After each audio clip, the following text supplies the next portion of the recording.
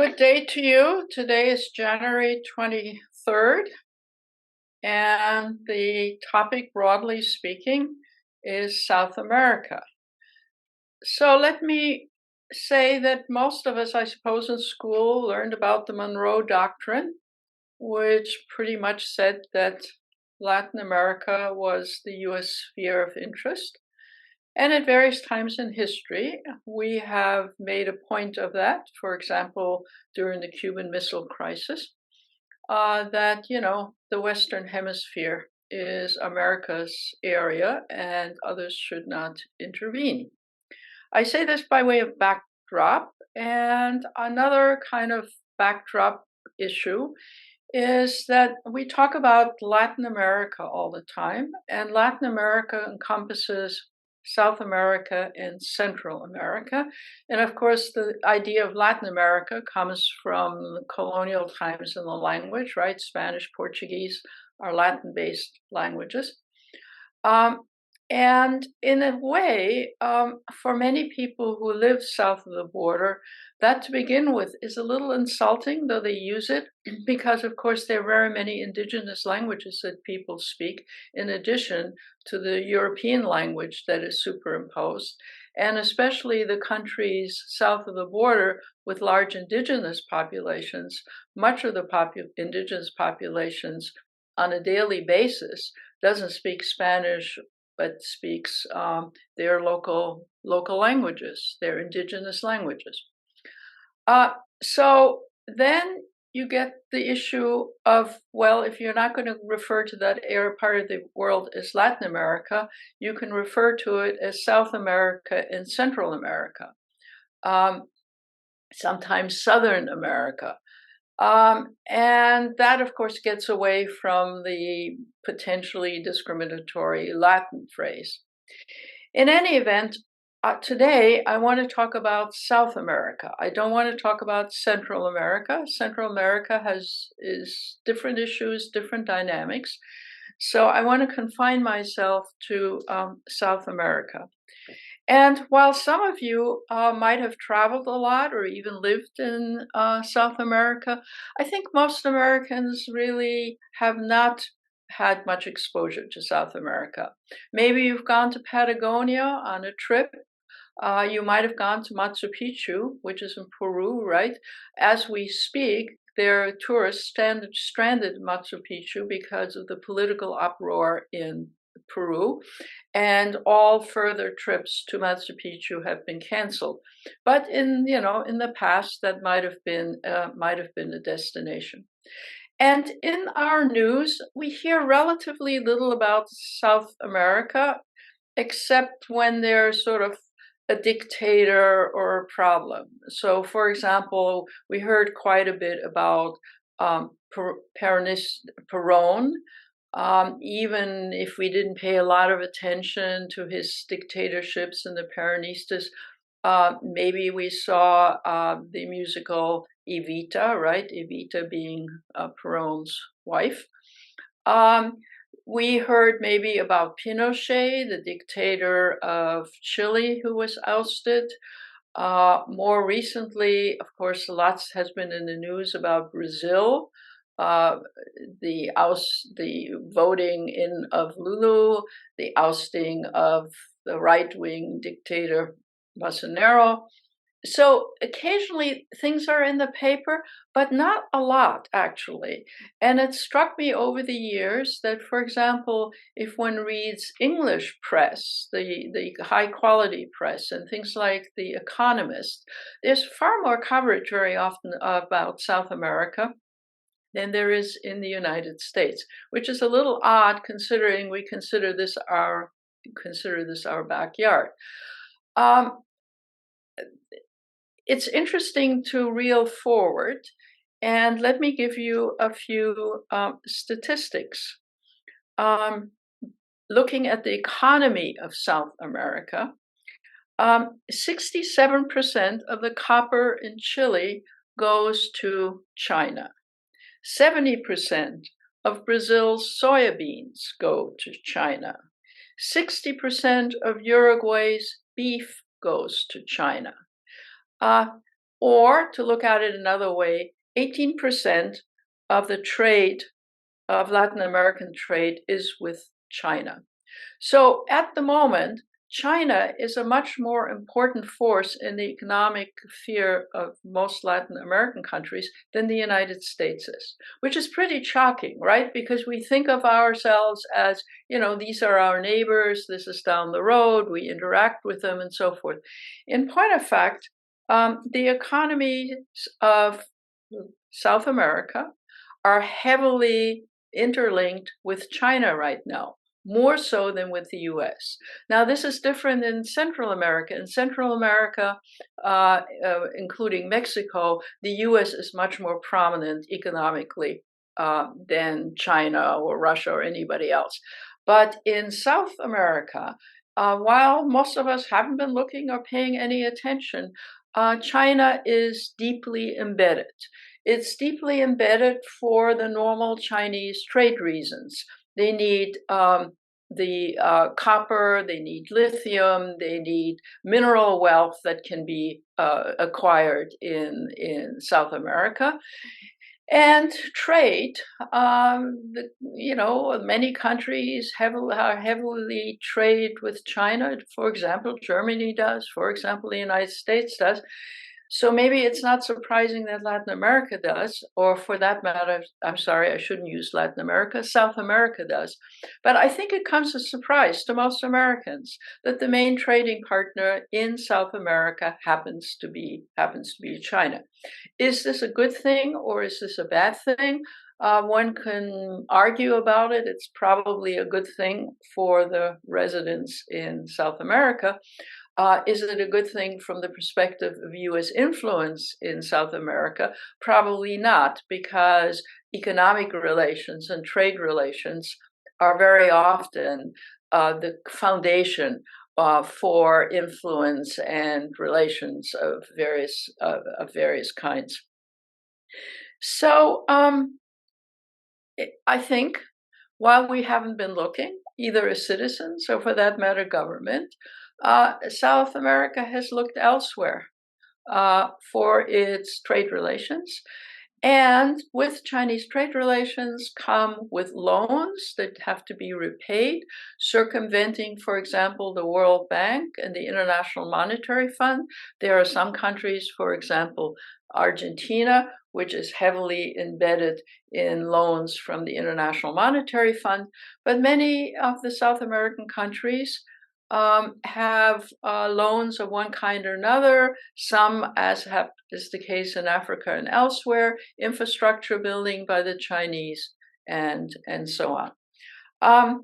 Does this mean that the U.S. role in South America is not what it used to be in some other era? Certainly. But is it the case that most of the time, when there's not some uproar in some country or an overthrow of a government or a dictator, that the U.S. doesn't pay a lot of attention, and that certainly the citizens of the United States doesn't pay a lot of attention? So, for example, 95% of China's direct investment went to South America raw material discoveries and raw material finding.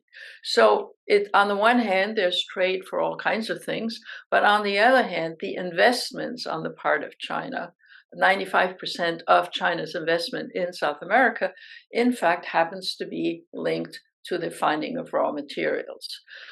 So wake up, America, I suppose, is one way of saying it. Do we necessarily want to invest in raw materials in South America? Probably not. We may get them from somewhere else. But the reduced influence on the part of the United States seems to me a matter that is worth looking at. So then you say, okay, well, when do we pay attention? I already mentioned that. Generally speaking, when there are instabilities of one kind or another.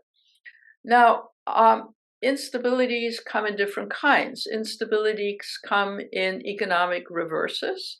Instabilities come from political destabilization, which may also be economically related, and increasingly one eyes from the perspective of the United States and for the rest of the world, the whole issue of climate change.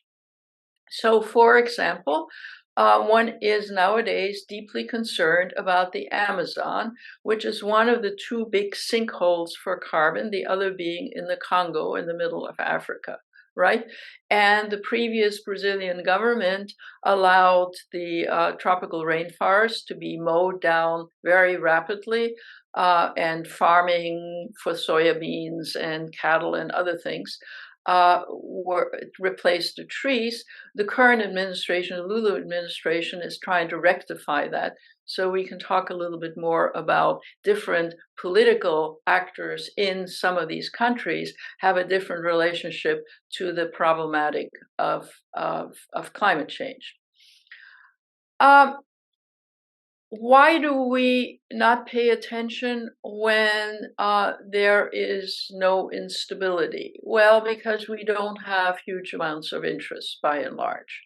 So what are, at the moment, if I can just reel forward, the areas of instability?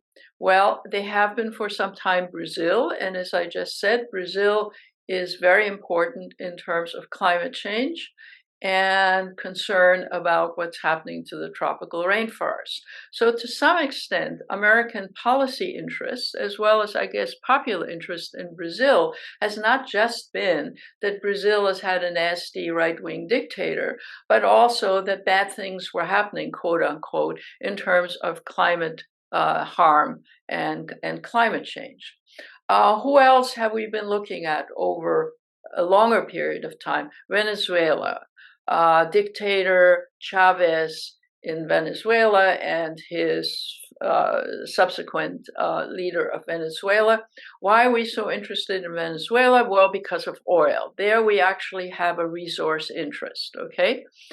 What about other unstable places? Right now, Peru, right? Big uproar in Peru.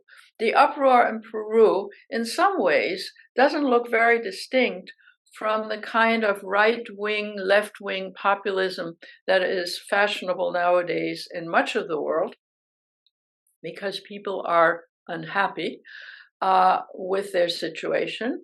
But Peru in particular, there's a lot of violence right now. So when violence occurs, all of a sudden, we as citizens and the media get interested, and we're now very interested in the situation in Peru. What about Argentina? Well, it's not that there are big demonstrations in Argentina right now, but Argentina historically has been a country ever since Perón and so forth of having very unstable economy, having big debts to international institutions and banks around the world. And no matter what the government is, right, left, and center since Perón, the situation never seems to get remedied.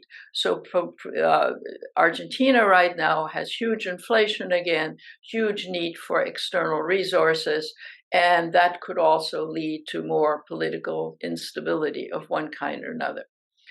So let me back off all of that and say, so what in general is happening in South America?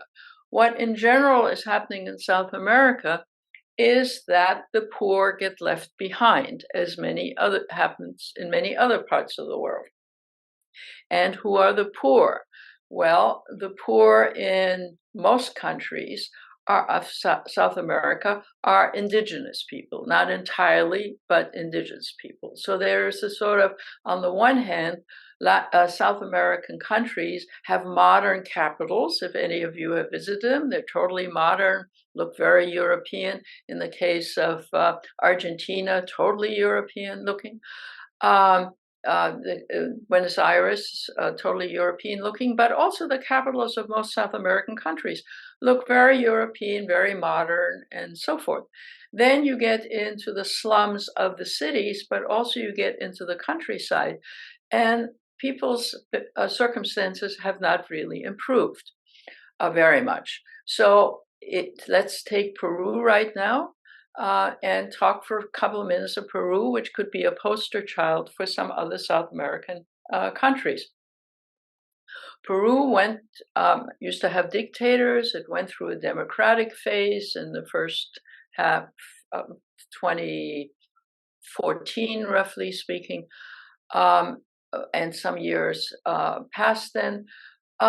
It then reverted to what seems like a democratic system. It has a parliament, it has elections, and so forth, but it is plagued, in a sense, by what many other South American countries plagued with, is on the one hand corruption, and on the other hand the alienation of people who are not benefiting from any of the economic growth of any kind. So the most recent election in Peru elected a person who was left populist, and in fact came from indigenous people. And no sooner did he get into office, he tried to dissolve the parliament and, in a sense, appoint himself as dictator, which in turn led to him being ousted by the parliament and indeed imprisoned for wrongdoing. And rather than the population being delighted that somebody who was about to take on dictatorial authoritarian role and to get rid of the democratic institutions was ousted, there's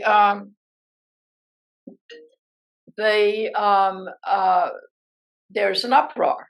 And the uproar is not from the urban people, but rather from the rural people, from the indigenous people who've been left behind all along and who thought this guy was going to be their man. And it turns out that he is no longer in office.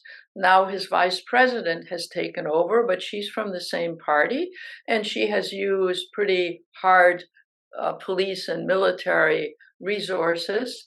People have gotten killed to put down the demonstration.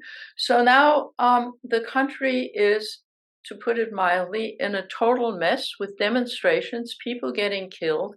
But it is rural people, poor people, indigenous people who are creating the uproar because they thought they finally had someone who was going to look after them. That person then declared himself to be a coup leader, a dictator, so to speak. That person is now ousted, and the question is, now what? Now what means that Peru is going to have an election in a year or so, and who knows what that will produce. Now, I've summarized this in a very sort of scattered fashion and without, much detail, only to say that in many Latin American countries in general, but in South American countries in particular that I'm talking about today, you have leadership on the right and on the left. And in some countries, it vacillates from the right to the left. That is to say, a right populist takes over. The sort of authoritarian rule is not working out. It's not benefiting people. A left populist gets put into office, and it doesn't particularly lead to anything. Sorry about that. I'm getting all these text messages. And it doesn't particularly lead to political instability or, excuse me, a resolution of the problem. You have that in Colombia, you have that in Bolivia, you have that in many of the South American countries. And so the political instability in South American countries is in part a mirror image of the kind of political instability we also have seen, for example, in even, does one dare say, Italy, which isn't destabilized, but which has a right-wing fascist background person in charge now. So people, in a sense, are grasping for straws to try to figure out some way to improve their situation. And generally speaking, people at the extreme left and right do not have, pleasant democracies in mind. They have in mind that someone from their background takes over and rules and makes the situation better, makes the situation more equitable. What does the U.S. do in all of this as a matter of policy?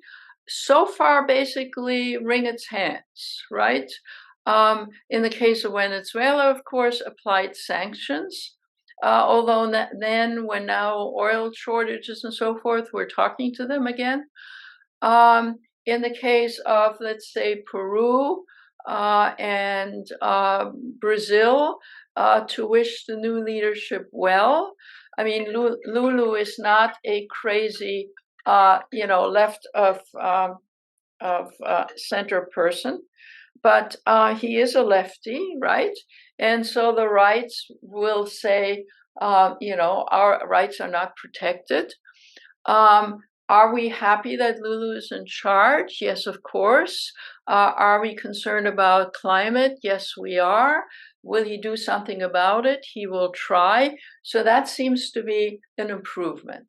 Let's turn to Chile, which I haven't mentioned. Chile, like Argentina, is very European in terms of its population makeup. The capital there is also very modern, but there are lots of poor people living in rural areas. And during the last election, a left of center, quote unquote, Marxist young guy was elected. Can he fix some of Chile's problems? It's unclear. Is he still promoting democracy? Yes, he is. If nothing happens in 2 or 3 years, will right of center, maybe a dictator, come back into power? Unclear. So what's the answer? Well, of course, there are no simple answers. The simple answers are that in a situation where countries have huge inequalities, and inequalities which are historical. I mean, we're not exactly a shining illustration of not having equalities either.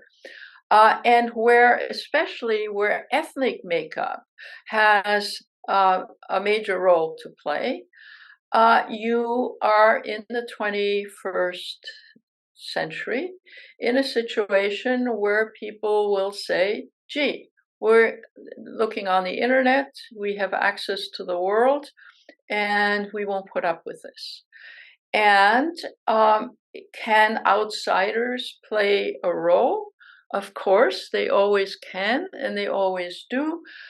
Does the US play a role that is not considered interference, but is helpful in terms of building and supporting democracy? We're not paying a lot of attention mostly. Well, then we go back to China. What is China doing? Well, China is very busy. Are they a political influence?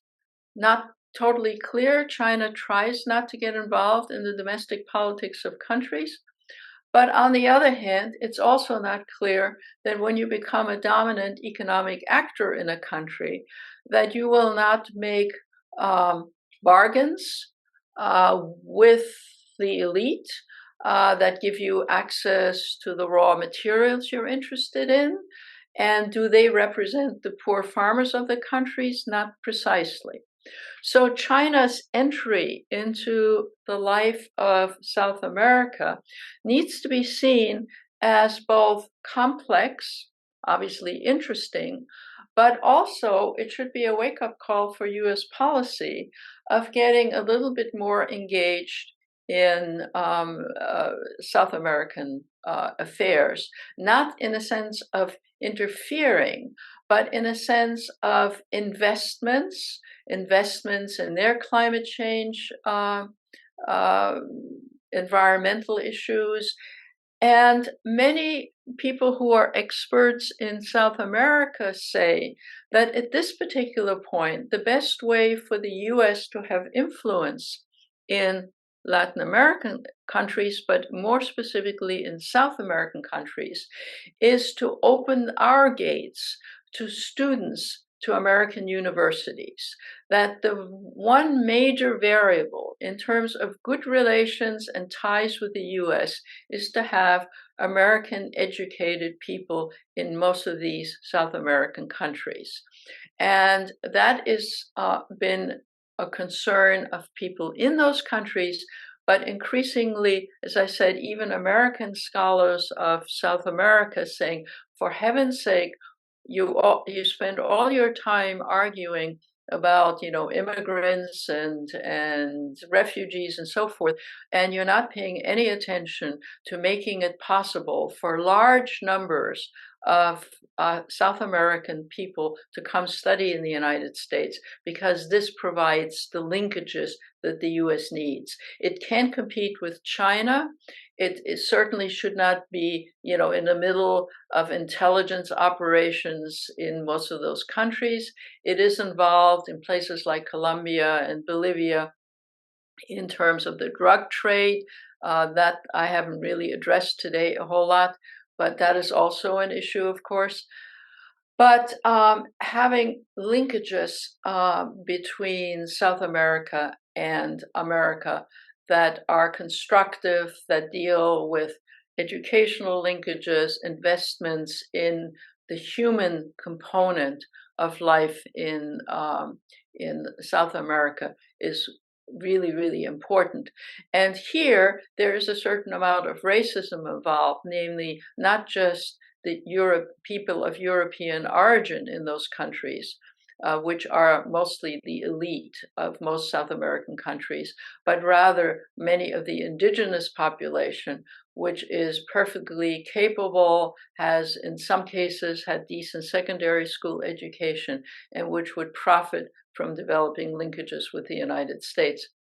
So I've sort of presented a scattered picture, but let me conclude by saying, Brazil is a very major and big country. As we know, it's got about 212, 213 million people. So it's one of the larger countries in the world.